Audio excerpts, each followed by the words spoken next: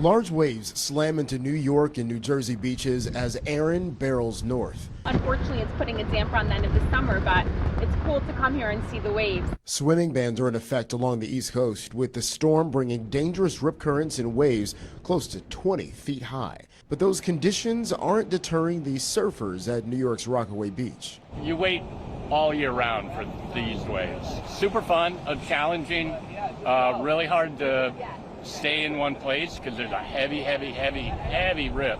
Floodwaters already covering streets in Ocean City, New Jersey, where the governor has declared a state of emergency. We want to walk down here and see how bad this was. This is a little bit worse than I thought it was going to be at this point. Further north in Massachusetts, rough seas disrupted ferry service to Nantucket and Martha's Vineyard. It's pretty choppy out there. The storm moved away from Virginia and North Carolina Thursday, but the danger there is still not over as strong surf and floods linger.